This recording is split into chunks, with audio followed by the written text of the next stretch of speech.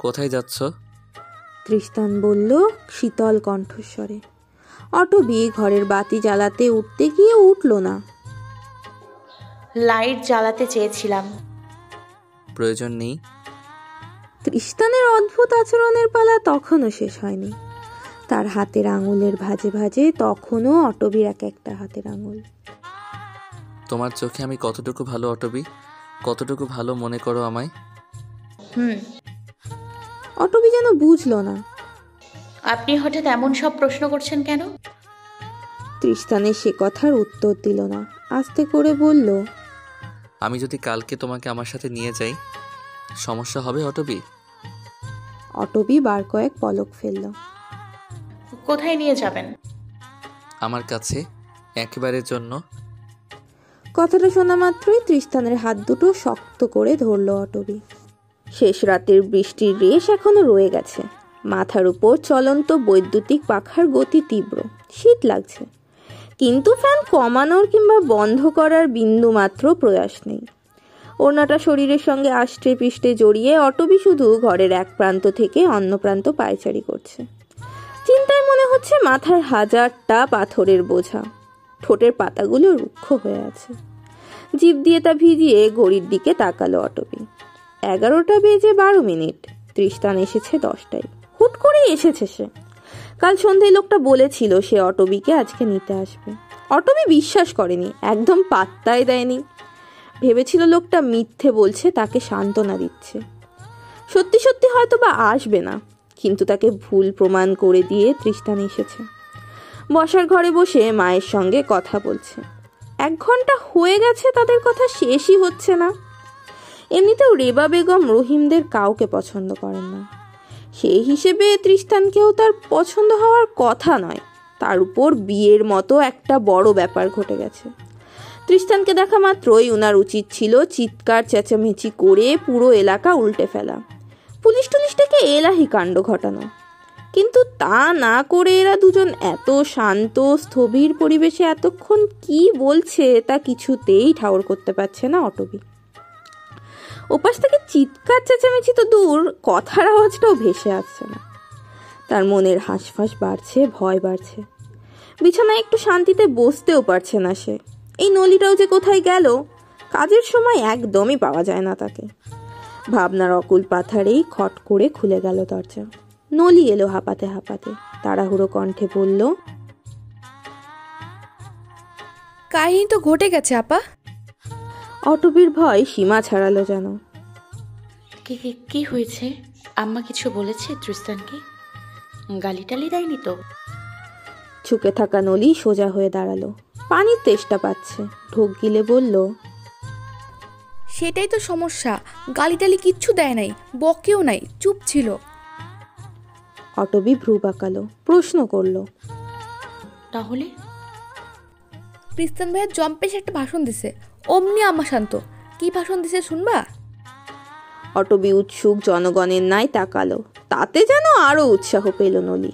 কণ্ঠকে জোর বুক পূর্বক পুরুষালী করে তৃষ্টানের মতো গভীর মুখ হয়ে বলল, আমি জানি আপনি কষ্ট পেয়েছেন, কষ্ট পাওয়াটা স্বাভাবিক। বিয়ে কোনো ছেলে খেলা না। আমাদের অবশ্যই উচিত ছিল আপনার মত নিয়ে বিয়ে করা, কিন্তু পরিস্থিতি অনুকূলে ছিল না। আপনাদের আর্থিক অবস্থা, হঠাৎ বিয়ে ভেঙে যাওয়া, সব মিলিয়ে অটবি আপনাকে আর দুশ্চিন্তায় ফেলতে চাইনি। এখন আপনি বলতে পারেন আমরাই হয়তো বিয়েটা ভেঙেছি, এমন কিছু। কিন্তু আমরা আমাদের অনেক আগে থেকে পছন্দ করলেও আমাদের মাঝে সম্পর্কের উৎপত্তি ঘটেছে ওর বিয়ে ভেঙে যাওয়ার পর 1 মাস আগে। নলি থামলো। বোঝা গেল তৃষ্টানের মতো কথা বলতে তার খুব বেগ পেতে হচ্ছে। বারবার তাল হারিয়ে ফেলছে। জোরে জোরে দুটো নিঃশ্বাস নিয়ে আবার বলতে শুরু করলো সে, অটবি আপনাকে খুব সম্মান করে, ভালোবাসে। আপনি ওর মা, ওকে মারতেই পারেন, কিন্তু যে নিজেই ভুল পথে আসছে তার কথা বিশ্বাস করে পুরোটা না জেনেই ওকে মারা উচিত হয়নি। একটু নিজের মেয়ের কাছে গিয়ে বসুন, ওর পুরো কথা শুনুন। আগে আমি কেমন তা জানুন, তারপর না হয় সিদ্ধান্ত নেবেন। আপনার নিশ্চয়ই আপনার মেয়ের উপর বিশ্বাস আছে। ও আপনার মতামতের বিরুদ্ধে এক পাও আগাবে না, আর না আমি ওর মতের বিরুদ্ধে যাব। সত্য মিথ্যা মিলিয়ে বিশাল বক্তব্য, তবে মিথ্যের চেয়ে সত্যই বেশি বলেছে লোকটা। অটবি দীর্ঘশ্বাস ফেলে বলল, আম্মা আর কিছু বলেনি? না বললে নাই। বলতে বলতে পড়ার টেবিল থেকে প্লাস্টিকের বড় বোতল উঠালো নলি। কয়েক ঢোক পানি গিলে গলা ভিজালো সে। তারপর আবার বলল, তোমাকে ক্রিস্টান ভাইয়া বলেছিল উঠানে যাইতে, কি যেন বলবে বলল। উঠানে? উনি এখনো যাননি? প্রশ্ন ছুড়ে এবড়ো থেবড়ো ওড়নাটা সুন্দর করে মাথায় চড়ালো অটবি। বসার ঘরে একবার উকি দিয়ে সাবধানী গলায় শুধালো, আম্মা কোথায়? বাইরে যেতে পারবো? রুমে আছে, পৃথাও মনে হয় রুমে। আল্লাহ জানে আমার কানে কি আকাম কুকাম ঢালতাছে। তুমি আপা তাড়াতাড়ি যাও তো। অটবি আর দেরি করলো না, ছুটন্ত পায়ে বেরিয়ে গেল ঘর থেকে। তৃষ্টান কি এখনো অপেক্ষা করছে নাকি চলে গেছে? অস্থির লাগছে তার, ভীষণ অস্থিরতা কাজ করছে তার ভেতরে। উঠানের দিকটায় তৃষ্টানকে পাওয়া গেল না। আড়ষ্ট অটবিকে আরও অশান্তিতে ফেলে সে বিন্দাস গেটের বাইরে সিগারেট ফুঁকছে। মুখ দেখা যাচ্ছে না, উল্টো দিকে ফিরে আছে। ঝাঁকড়া চুলের মাথার উপর দিয়ে অবিরাম ধোয়ার শাড়ি উড়ে বেড়াচ্ছে, যেন ভেতরকার সব গ্লানি নিজের কাছে টেনে নিচ্ছে আকাশ। তৃষ্টানও বা কম কিসের? চোখের লুকোচুরিতে আকাশের সঙ্গে গোপন আলাপনে মত্ত সে। কেমন একটা রাজকীয় ভাবসাব, কিন্তু কোথাকার রাজা এই সুকনীল তৃষ্টান? অটবীর বক্ষে লুকানো ওই গোপন যন্ত্রের, নাকি এই বিশাল আকাশের, যাকে সে তার মনের সব কথা বলে? ক্যাচক্যাচ শব্দে গেট খোলার আওয়াজ হতেই ঘাড় ঘুরিয়ে তাকালো তৃষ্টান। অটবিকে দেখে অল্প হাসল, স্নিগ্ধ মনোমুগ্ধকর হাসি। অটবির রাগ ডাক সব চট করে উবে গেল। কি মুশকিল, সে কি আদেও কখনো এর লোকের উপর রাগ করতে পারবে না? কৃত্রিম গম্ভীরতা নিয়ে অটবি মৃদু কণ্ঠে জিজ্ঞেস করল, আপনি এখানে দাঁড়িয়েছেন কেন? আমি আপনাকে খুঁজছিলাম। তৃষ্টান উত্তর দিল না, হাতের সিগারেটটা ফেলে পা দিয়ে পিষে ফেলল। আচমকা ঝুঁকে বলল, দেখো তো, সিগারেটের গন্ধ পাচ্ছ? লোকটা কাছে চলে এসেছে, একটু বেশিই কাছে। কানের জায়গাটুকু গরম নিঃশ্বাসেরা ছুঁয়ে ছুঁয়ে দিচ্ছে। অদ্ভুত অনুভূতি। অটবি ভোরকে এক কদম পেছালো, কাঁধে আলতো ধাক্কা দিয়ে তৃষ্টানকে দূরে সরিয়ে দিল। অন্যদিকে চেয়ে বলল, কি জন্য ডেকেছেন? ঘুরতে যাব। কি? অটবির আশ্চর্য দৃষ্টি। পরনে মোটামুটি ধরনের সালোয়ার, চুলগুলো কাকের বাসা হয়ে আছে। এই অবস্থায় ঘুরতে যাওয়া? তার উপর রেবা বেগমের ভাবসাব সুবিধের নয়। কাল রাত্রির রাগ নিশ্চয়ই এত তাড়াতাড়ি কমে যায়নি। অটবি দ্বিরুক্তি জানালো, মাথা খারাপ হয়েছে আপনার? এমন তো অবস্থায় আপনি ঘুরতে যাওয়ার কথা বলেন কিভাবে? তৃষ্টান আগের মতোই উত্তর দিল, কিছু হবে না, চলো। অটবির হাত ধরে ক্ষীণ টানল সে, অথচ অটবি শক্ত হয়ে আছে, নড়ছে না। আপনি বাচ্চামো করছেন তৃষ্টান। এমনিতেও আম্মা রেগে আছেন, তাকে আর রাগানো ঠিক হবে না। তিনি রেগে নেই। তৃষ্টানের নির্লিপ্ত কণ্ঠ, মানে? তোমার আম্মা মনে মনে রাজি আছেন, শুধু প্রকাশ করছেন না। আমাকে কাল থাপ্পড় মেরে আম্মা এখন রাজি আছেন, আপনি আমাকে সেটা বিশ্বাস করতে বলছেন? কাল হয়তো ছিলেন না, এখন আছেন। তুমি ওনাকে পটাতে পারোনি, এটা তোমার দোষ। হ্যাঁ, এখন সব দোষ তার। দ্বিরুক্তি করে কিছু বলবে তার পূর্বেই অটবির হাত নিজের হাতের মুঠোয় পুড়ে নিল তৃষ্টান। কোত্থেকে হাজারটা গম্ভীরতা নিয়ে বলল, আর কথা বলো না তো অটবি, তুমি আমাকে খুব বিরক্ত করছো। কথাটা কি তৃষ্টান ভয় পাওয়াতে বলল তাকে?